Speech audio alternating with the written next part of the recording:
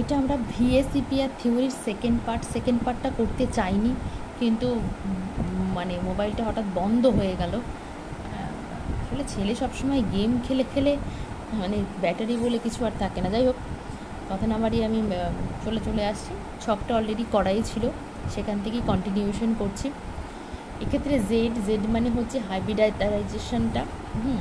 সেক্ষেত্রে জেড মানে কত, ওই হাইব্রিডাইজেশনের ক্যালকুলেশনটা করে আগের ভিডিওতেই ক্যালকুলেশন দেখিয়ে দিয়েছি, ক্যালকুলেশন করে কত ভ্যালু আসছে। এটা হচ্ছে কি ভ্যালু রেসপেক্টে হাইব্রিডাইজেশনটা কী হবে, তারপরে হচ্ছে তার এই যে জেডের যে ভ্যালুটা আসছে তার মধ্যে কটা বন্ড পেয়ার থাকবে, কটা লোন পেয়ার থাকবে, সেই রেসপেক্টে জিওমেট্রি কী হবে, এবং তারপরে হচ্ছে অ্যাকচুয়াল শেপটা কী হবে। এই হচ্ছে টোটাল আমার পসিডিউর। ঠিক আছে, তো প্রথমে আমি 2 নিচ্ছি, জেডের ভ্যালু প্রথমে আমি 2 নিচ্ছি। জেডের ভ্যালু যদি 2 নিই, এবং সেক্ষেত্রে আমি ধরে নিচ্ছি বন্ড পেয়ার একটা আছে না, প্রথমে আমি ধরে নিই দুটোই বন্ড পেয়ার, লোন পেয়ার নেই। তাই যদি হয় দুটোই বন্ড পেয়ার, তাহলে কী হয়ে যাবে, হাইব্রিডাইজেশন এসপি হয়ে যাবে। এসপি হলে জিওমেট্রি কী হয়, লিনিয়ার। এটা আগেই করিয়েছি। যেহেতু লোন পেয়ার নেই, তাহলে এটাও কিন্তু লিনিয়ার হয়ে যাবে। লোন পেয়ার না থাকলে কিন্তু জিওমেট্রি এবং শেপ দুটোই একই হয়, তাহলে এটাও হয়ে যাবে লিনিয়ার। ঠিক, এই পুরো বিষয়টা একসঙ্গে দেখা গেলে ভালো হবে। পুরো বিষয়টা একসঙ্গে কেন দেখা যাচ্ছে না, ওইভাবে সেট করে উঠতে পারছি না। দেখা যাক, আগামীতে হয়তো আরও ভালো সেট করতে পারবো। একসঙ্গে হলে বিষয়টা একটু সুবিধা হবে। আচ্ছা, আমি যদি মোবাইল ক্যামেরাটাকে এইভাবে ধরে নিই, অসুবিধা হবে, মানে বইয়ের উপরে দিয়ে কোনো মতে আমি ভিডিওটা বানাই আর কি, এটা আপনাদের একটু উপকার হয়। হ্যাঁ, এরকম করলে একটুখানি দেখে নেবেন, এরকমভাবেই একটু দেখে নেবেন, তাহলে পুরো বিষয়টা একসঙ্গে আসলে একটু আপনাদের পক্ষে সুবিধা, এটা আমারও বোঝাতে সুবিধা হচ্ছে।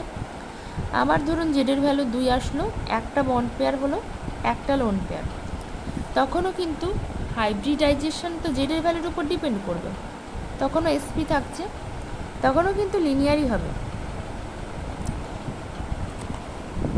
ঠিক আছে, আর এটাও কিন্তু তখন আমরা লিনিয়ারই বলবো। কারণ কেন বললাম লিনিয়ার বলবো, একটা বন্ড পেয়ার একটা লোন পেয়ার ধরে নিলাম আমি, এটা হচ্ছে সেন্ট্রাল অ্যাটম, একদিকে লোন পেয়ার একদিকে বন্ড পেয়ার, এটাকে দেখতে কেমন লাগছে, এটাকে তো আমরা লিনিয়ারই বলতে পারি না। তো সেই জন্যে কিন্তু এই জিওমেট্রি এবং শেপটা সেম হলো, যদিও লোন পেয়ার আছে তা সত্ত্বেও। বেশ, এরপরে 2-এর টপিক ক্লোজ, 2-এর টপিক এই দুটোতে ক্লোজ হয়ে গেছে। এবারে আমি কোথায় চলে যাব, এবারে আমি চলে যাব 3। জেডের ভ্যালু যখন 3 হচ্ছে, জেডের ভ্যালু যখন 3 হচ্ছে, 3টেই বন্ড পেয়ার, 0 লোন পেয়ার। 3 হলে কি হয়, হাইব্রিডাইজেশন SP2 হয়। ঠিক আছে, 3 হচ্ছে, তাহলে এটা কি হবে, জিওমেট্রি কী হবে, SP2-তে জিওমেট্রি হওয়া উচিত কি, আমি কিন্তু করিয়েছি ট্রাইগোনাল প্ল্যানার, তাই তো, ট্রাইগোনাল প্ল্যানার।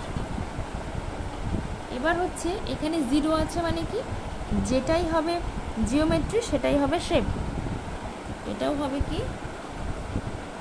ট্রাইগোনাল বা ট্রাইঅ্যাঙ্গুলার প্ল্যানার। এটা টপিক ক্লোজ হয়ে গেল। এবার কি, আবার ধরুন আমি জেডের ভ্যালু 3 মানেই কিন্তু এখানে SP2, চোখ বন্ধ করে লিখে দেন। এবার সেক্ষেত্রে আমি দুটোকে বন্ড পেয়ার করলাম, একটাকে আমি লোন পেয়ার করলাম, দুটোকে বন্ড পেয়ার একটাকে লোন পেয়ার, সেক্ষেত্রে কিন্তু লিনিয়ার ফর্ম করবে।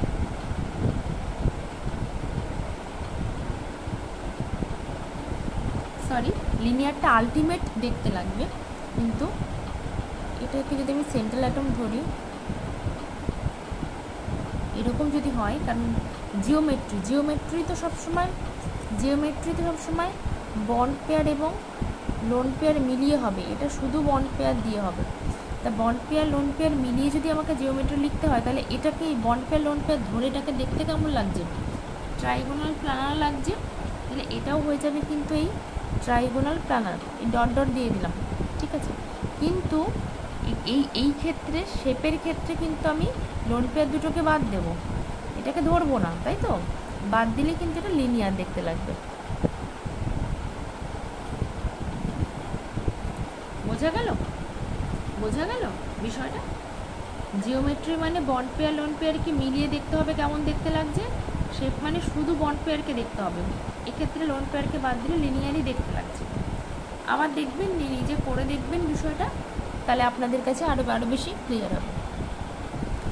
এবার আমি 3 ধরলাম, আবার SP2 হয়ে যাবে।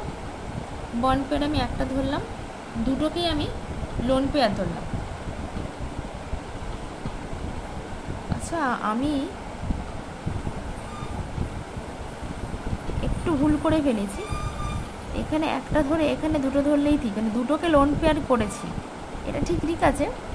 আচ্ছা বেশ, তাহলে এটা এখানে দিয়ে দিই, আমি দুটো ধরছি বন্ড পেয়ার, একটা ধরছি লোন পেয়ার, ঠিক আছে।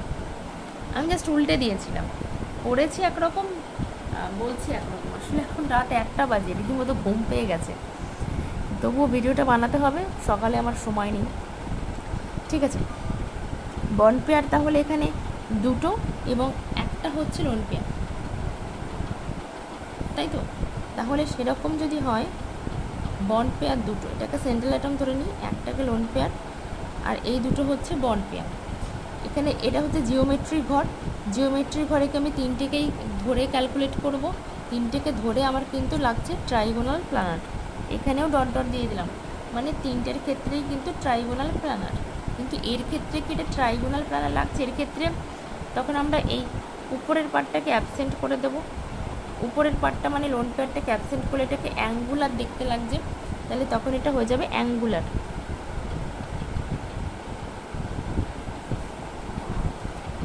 আমার হয়ে গেল সব 3-এর পর্বগুলো চুকে গেল, ঠিক আছে, সমস্ত 3-এর পর্বগুলো চুকে গেল। আমি এবার 4-এ চলে যাব। 4 হলেই কি হয়ে যায়? SP3।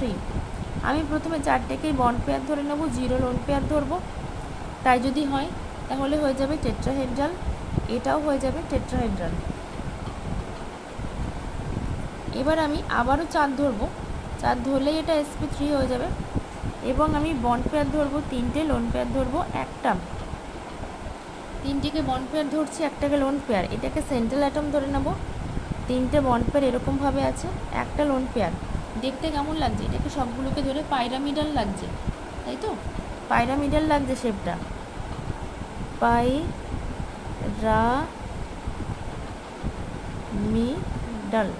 কিন্তু শেপের ক্ষেত্রে আমি কিন্তু উপরে লোন পেয়ারটাকে বাদ দিয়ে ধরবো, উপরে লোন পেয়ারটাকে যখনই আমি বাদ দিয়ে ধরবো তখন কীরকম লাগছে দেখতে? আচ্ছা, উপরে লোন পেয়ারটা ধরে টেট্রাহেড্রালই লাগছে। উফ, না, এই ভিডিওটা করে আর ভিডিও বানাবো না, সত্যি ঘুম পেয়ে গেছে। টেট্রাহেড্রাল, এটাও কিন্তু টেট্রাহেড্রাল লাগছে, কিন্তু যখনই আমি এই বনটাকে অ্যাবসেন্ট করে দেব, বনটাকে অ্যাবসেন্ট করে দিলে তখন লাগছে পাইরামিডাল মতো দেখতে লাগছে, এটাকে এবারে একটা পিরামিডাল মতো দেখতে লাগছে, এটা হয়ে যাবে পাইরামিডাল। আবারও একটুখানি বলে দিই, না তাই বলে কিছু ভুল পড়াচ্ছি না, ভুল পড়ালে সঙ্গে সঙ্গে আমি একদম বলে দেবো যে এটা ভুল হয়েছে, এটা কিন্তু এইভাবে ঠিক করে নাও। ভীষণ ক্লান্তিতে এরকম হচ্ছে আর কি। 4, এখানে যদি 4টে হয় SP3, এটা কমন। তারপরে কি বন্ড পেয়ারের ঘর, এটা 3টে আছে, লোন পেয়ার একটা। এবার জিওমেট্রি সবসময় বন্ড পেয়ার লোন পেয়ার ধরে মানে একসঙ্গে দেখে আমাকে বলতে হবে, 3টেকে একসঙ্গে দেখলে টেট্রাহেড্রালই লাগছে, কিন্তু যখনই আমি লোন পেয়ারটাকে অ্যাবসেন্ট করবো পিরামিডের মতো দেখতে লাগে, তাহলে শেপ হয়ে যাবে পাইরামিডাল। আবার এই ছকের কন্টিনিউয়েশন, প্রথমে আমরা জেডটাকে রাখবো, জেডের রেসপেক্টে hybridisation, bond pair, lone pair, geometry, shape, ঠিক আছে। তাহলে 4-এর কন্টিনিউয়েশন চলছে, 4-এর কোন পর্যন্ত গেছি? 3টে বন্ড পেয়ার পর্যন্ত, 3টে বন্ড পেয়ার পর্যন্ত গেছি, মানে এবার দুটো বন্ড পেয়ারে যাবো আমি। ধরে নেব জেডের ভ্যালু আবার 4 এসছে, 4 আসলে কি হবে, sp3 বন্ড পেয়ার ধরে নিচ্ছি দুটো, লোন পেয়ার ধরে নিচ্ছি দুটো। তাহলে সেন্ট্রাল অ্যাটম যদি হয় দুটো বন্ড পেয়ার, দুটো লোন পেয়ার, তাহলে দেখতে কীরকম লাগছে, তিনটেকে একসঙ্গে ধরেই, চারটেকে একসঙ্গে ধরেই এটা টেট্রাহেড্রালের মতো। অর্থাৎ জিওমেট্রি তো জেডের উপর ডিপেন্ড করে। আমরা আগেই হাইব্রিডাইজেশনের সময় দেখেছি হাইব্রিডাইজেশন অনুযায়ী জিওমেট্রি হবে। তাহলে হাইব্রিডাইজেশন sp3 হলে টেট্রাহেড্রাল, কিন্তু লোন পেয়ার দুটোকে যখনই বাদ দেবো তখন শেপটা কী হয়ে যাবে অ্যাঙ্গুলার। একদম মুখস্থ করারও কিচ্ছু নেই, মানে জাস্ট একটুখানি বারংবার দেখলে বিষয়টা ক্লিয়ার হয়ে যাবে। জিওমেট্রি সবসময় বন্ড পেয়ার লোন পেয়ারকে মিলিয়ে কেমন দেখতে লাগছে, শেপ মানে কি শুধু বন্ড পেয়ারকে নিয়ে কেমন দেখতে লাগছে। বেশ, তারপরে আমরা চলে যাব চারের টপিক ক্লোজ হয়ে গেল। ঠিক আছে, চারের টপিক যদি ক্লোজ হয়ে যায় তারপরে আমরা চলে যাব 5-এ। প্রথমে 5 হলে কি হবে, sp3d।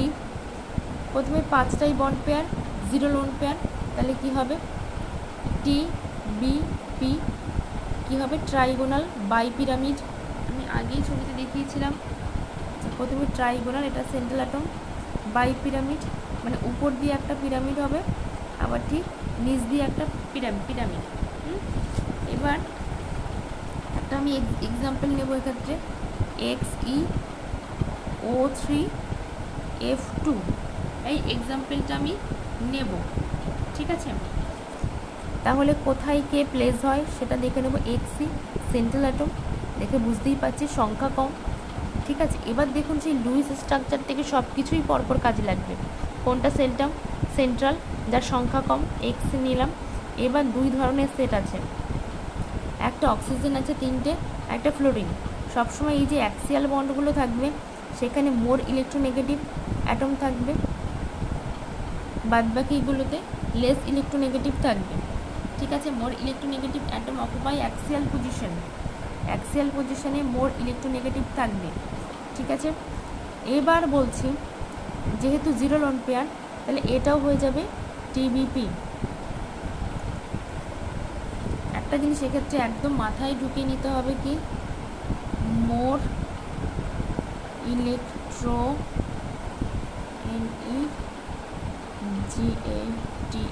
মোর ইলেকট্রোনেগেটিভ অ্যাটম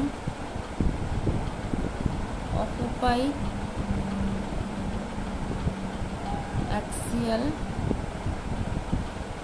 পজিশন। মাথায় যেন ঢুকে থাকে।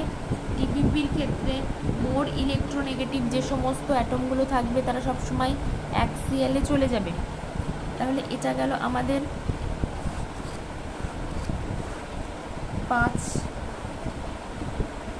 5-এর প্রথমটা। আবার আমি 5 করব, 5 করলে এটা হয়ে যাবে sp3d। এবার আমি 4টে বন্ড পেয়ার, একটাকে লোন পেয়ার নেব। 4টে বন্ড পেয়ার, একটাকে লোন পেয়ার যখন আমি নেব, এইখানে যখন আমি বিষয়টা বসাবো তখন কীরকম হবে, টিবিপিতে যদি আমি, এটা সেন্ট্রাল অ্যাটম থাকছে, বন্ড পেয়ার লোন পেয়ার সবসময় কিন্তু ইকুইটোরিয়াল পজিশনে থাকবে। লোন পেয়ার সবসময় কিন্তু ইকুইটোরিয়াল পজিশনেই থাকবে। ঠিক আছে, প্লেসড ইকুইটোরিয়াল পজিশন, এটাও কিন্তু মাথায় রাখতে হবে। মোর ইলেকট্রোনেগেটিভ হলে তারা অ্যাক্সিয়ালে, আর লোন পেয়ার থাকলে তারা এখানে আসবে। তাহলে এটাকে দেখতে কেমন লাগছে, সবগুলোকে ধরে একেও যেহেতু ধরতে হবে তাহলে টিবিপির মতোই দেখতে লাগবে।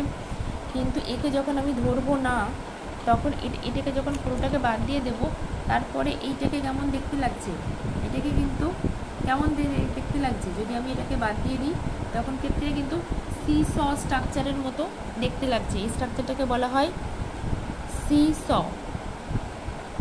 যদি লোন পেয়ারটাকে বাদ দিই যেরকম দেখতে লাগে এটাকে বলি আমরা সি-স শেপ। তাহলে এটাকে নাম দেব কি, সি-স শেপ। আবার আমার এটারই একটা কন্টিনিউশন করতে হবে 5-এর।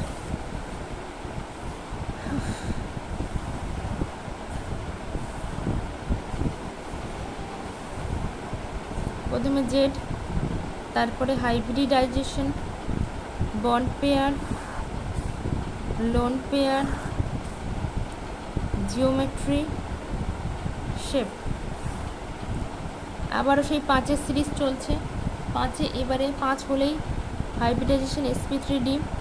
আমি এবার ধরে নিচ্ছি 3টে বন্ড পেয়ার, 2টো লোন পেয়ার। সেন্ট্রাল অ্যাটমকে ধরে নিচ্ছি, টিবিপি স্ট্রাকচারে আমরা চলে যাব।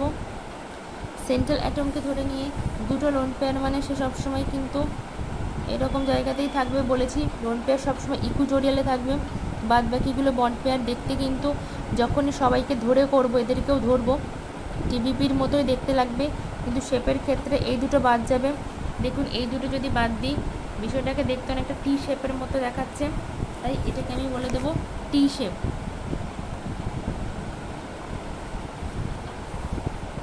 ঠিক আছে, এবার আমরা 6-এ চলে যাব। না 6 না, একটা 2-3 করে দিই। 5টায় যদি থাকে sp3d হবে, 2টো বন্ড পেয়ার, 3টে লোন পেয়ার। চলুন এখানে একটু বসিয়ে দেখি। সেন্ট্রাল অ্যাটম,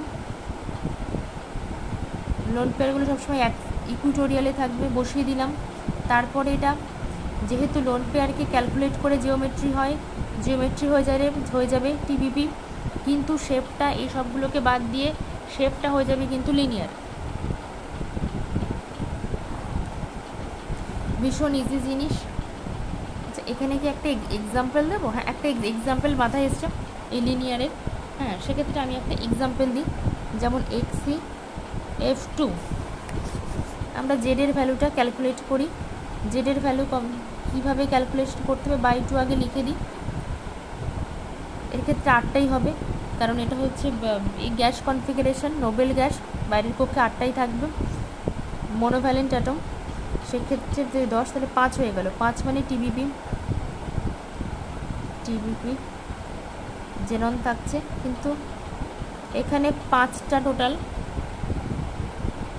5 মানে হচ্ছে sp3d।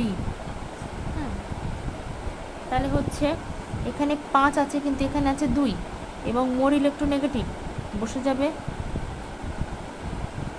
বুঝতেই পারছি আমি যে 3টে তাহলে লোন পেয়ার হবে। 3টে লোন পেয়ার হলে এরকম হবে, এবং এটা দেখতে লিনিয়ার স্ট্রাকচার হয়ে যাবে। ঠিক আছে,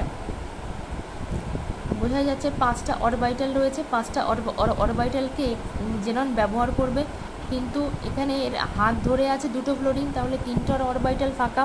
তাহলে বুঝতে পারছি 3টে অরবাইটালে লোন পেয়ার ধরে আছে জেনন।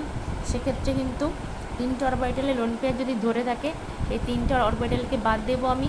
বাদ দিলে কিন্তু এটাকে দেখতে অনেকটা লিনিয়ার লাগছে। ঠিক আছে, তো সুতরাং এটা হচ্ছে xcf2 হচ্ছে লিনিয়ার। এটা প্র্যাকটিস করতে করতে কিংবা দেখতে দেখতে এমন একটা জায়গায় নিয়ে আসতে হবে, পরীক্ষার খাতায় xcf2 যদি আমার পড়ে, আমি এইসব প্রসিডিওরের ভিতরে না গিয়েও যেন দেখেই বলে দিতে পারি এটা একটা লিনিয়ার শেপ হবে। বেশ, আমি এখানে আর একটা এক্সাম্পল একটু দেবো। আচ্ছা বেশ, আর একটা এক্সাম্পল দেওয়ার আগে আমি 5টা তো এখানে কমপ্লিট হয়েছে, 2, 3, এরপরে 1, 4টা তো হয় না। ঠিক আছে, আমি এরপরে 6-এ চলে আসবো। এই ছকটা একটু অনেক কষ্ট করে মাথার ভিতরে ঢুকিয়ে ফেলতে পারলেই আর সত্যিই কোনো কষ্ট নেই। এটা জেডের ভ্যালু, এটা হচ্ছে হাইব্রিডাইজেশন। এখানে আমি বন্ড পেয়ারকে বলবো, এখানে লোন পেয়ার, আর তারপরে হচ্ছে জিওমেট্রি, তারপরে হচ্ছে শেপ। 6 মানে হচ্ছে sp3d2। বন্ড পেয়ার 6, 0 যদি করি, অক্টাহেড্রাল, এটাও অক্টাহেড্রাল। কিন্তু যদি এটা 6ই থাকলে এটাও হচ্ছে sp3d2ই হবে। এখানে 5 আর 1 যদি আমি করি, অক্টাহেড্রালের স্ট্রাকচার কেমন হয়? এটাকে আমি সেন্ট্রাল অ্যাটম ধরে নেব। এটাই তো অক্টাহেড্রালের স্ট্রাকচার হয়। এবারে অক্টাহেড্রালের ক্ষেত্রে 5 এবং 1 আছে। 5 এবং 1 যদি থাকে, সেক্ষেত্রে আমি কীরকম করব? এই যে লোন পেয়ারটা থাকবে, একটা লোন পেয়ার, এই লোন পেয়ার কিন্তু সবসময় চেষ্টা করবে অ্যাক্সিয়ালে থাকার। এটা হচ্ছে অক্টাহেড্রালের ক্ষেত্রে সবসময় চেষ্টা করবে অ্যাক্সিয়ালে থাকার, কিন্তু আমরা আগে এক জায়গায় দেখিয়েছি টিবিপির ক্ষেত্রে সবসময় চেষ্টা করে ইকুইটোরিয়ালে থাকার। এগুলো একটু করতে করতে প্র্যাকটিস হয়ে যাবে। ঠিক আছে, এর জিওমেট্রি কিন্তু অক্টাহেড্রালই থাকছে, কিন্তু যখন আমরা শেপটা দেখব, শেপটাকে আমি যদি এইটাকে বাদ দিই, এইটাকে বাদ দিলে কেমন লাগছে, সরি আমি মনে মনে এইটাকে বাদ যদি আমি দিয়ে দিই, এটা তো দেখতে স্কোয়ার, ঠিক আছে, তাহলে এটা হলো স্কোয়ার, আর একদিকে এর সঙ্গে এটাকে আমি বাদ দিয়ে দিচ্ছি, এইটা স্কোয়ার, আর এর সঙ্গে যদি সবগুলোকে আমি এরকম রিলেট করি তাহলে পিরামিড, তাহলে স্কোয়ার পিরামিডাল, ঠিক আছে। QUARS আমি এইভাবেই মনে রাখি। তো আমি যেভাবে মনে রাখি, আমি যে চেষ্টা করছি আপনাদেরকেও সেইভাবে বলার। মিডল, বেশ। এবার আবারও ছয় যদি আবারও ছয় যদি হয়, এটা sp3d2 অ্যাজ ইউজুয়াল। এক্ষেত্রে 4 এবং 2 করি, 4টে বন্ড পেয়ার, 2টো লোন পেয়ার। বেশ, আমরা এখানে আবারও বসাবো 2টো লোন পেয়ারে, অবশ্যই কিন্তু এই দুটো হয়ে যাবে লোন পেয়ার। এটার কিন্তু কোনো চেঞ্জ হবে না, অক্টাহেড্রালই থাকবে, কিন্তু শেপটা কি হবে সেটাই। এই দুটোকে বাদ দিয়ে দিলে কি হবে, স্কোয়ার প্ল্যানার। দুটোকে বাদ দিয়ে দিলে স্কোয়ার প্ল্যানার।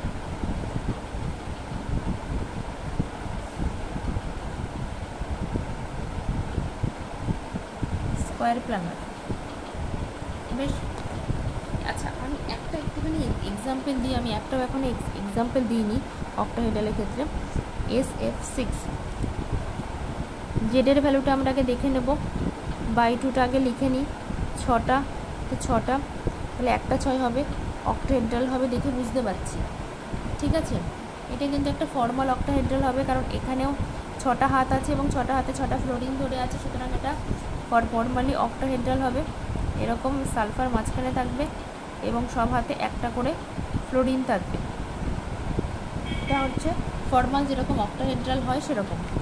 তাহলে ফর্মাল নয় সেরকম একটা অক্টাহেড্রাল আরেকটা এক্সাম্পল আমি এখানে দিচ্ছি, যেমন XCF4 জেডের ভ্যালু যদি আমি এটা নির্ণয় করি তাহলে কত হবে, বাই 2টা লিখে নিচ্ছি, 8 যোগ 4 তাহলে হয়ে যাবে 8 আর 4 12, তাহলে 6 অক্টাহেড্রাল। কিন্তু এখানে 6টা হাত আছে, 4টে ধরে আছে, মানে 2টো লোন পেয়ার রয়েছে। আমরা বেশ ছবিটা আঁকি। XC এর লোন পেয়ার সবসময় চেষ্টা করবে এরকম জায়গাগুলো অকুপাই করার। একটু আগে বললাম, তাহলে এটার কিন্তু শেপ যদি আমাকে জিজ্ঞাসা করে আমি কিন্তু বলবো স্কোয়ার প্ল্যানার শেপ হয়েছে, ঠিক আছে। আর একটাই বাকি আছে, এখানে করিয়ে দেবো কি না, জায়গাটা আমার একটা শখ কাটতে হবে, কিছু করার নেই। জেডের ভ্যালু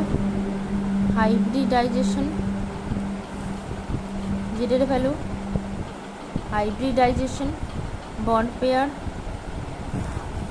লোন পেয়ার, ইলেকট্রন, এগুলো সবই কিন্তু ইলেকট্রন। তারপরে আছে কি জিওমেট্রি, শেপ, এটা দেখে নেবেন, আরবিটারি লিখছি আর কি, বানানের দিকে হয়তো খেয়াল করছি না। 7 যদি হয় এর ভ্যালু, সেক্ষেত্রে কি হবে, sp3d3 বন্ড পেয়ার 7ই ধরছি, এটা 0 ধরছি, সেক্ষেত্রে জিওমেট্রি কী হবে, পেন্টাগোনাল বাইপিরামিডাল। আমি আগেই বলেছিলাম হাইব্রিডাইজেশন যখন পড়েছিলাম তখন, পেন্টাগোনাল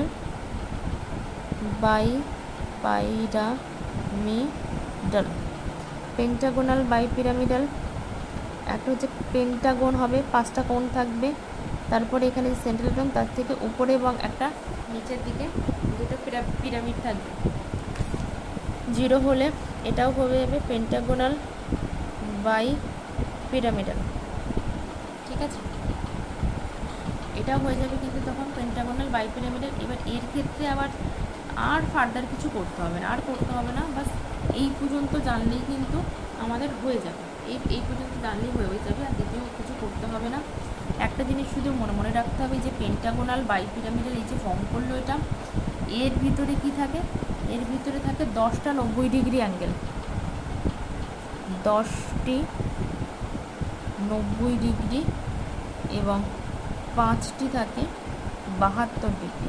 এটা কিন্তু ডাইরেক্ট আমাকে জিজ্ঞাসা করতেই পারে, পরীক্ষায় শর্ট কোশ্চেনে জিজ্ঞাসা করতেই পারে, ঠিক আছে। তাহলে কটা 90 ডিগ্রি থাকছে, 10টা থাকে 90 ডিগ্রি এবং 5টা থাকে 72 ডিগ্রি। কোথায় কীভাবে আছে আমাকে কিচ্ছু জানতে হবে না, জাস্ট বিষয়টা মেমোরাইজ করে নিন। ঠিক আছে, এর বেশি কিছু আর ভিএসইপি আর থিওরি থেকে আসবে না। বাস যতগুলো ছক করানো হলো, ছকে 7 পর্যন্ত, যে জেডের ভ্যালু 7 পর্যন্ত, এটা পারলে একবার একটু লিখে প্র্যাকটিস করলে ভালো হয়। আর যদি লেখার স্কোপ নেই, যে ভীষণ কাজে ব্যস্ত, কাজের ফাঁকে যদি একটু লিখে নিতে পারেন আপনারই কনফিডেন্সটা ভালো হবে। ঠিক আছে, বেশ, নেক্সট ভিডিওতে মলিকুলার অরবিটাল থিওরি নিয়ে আলোচনা করব। ততক্ষণ ভালো থাকুন আর এগুলো প্র্যাকটিস করুন, এটা কিন্তু ভীষণ ইম্পর্টেন্ট। আমার মনে রাখতে হবে পেন্টাগোনাল বাইপিরামিডের ক্ষেত্রে 10টা কিন্তু থাকবে 90 ডিগ্রি অ্যাঙ্গেল এবং 5টা থাকবে 72 ডিগ্রি অ্যাঙ্গেল। এটা আবারও বলে ভিডিওটা শেষ করছি।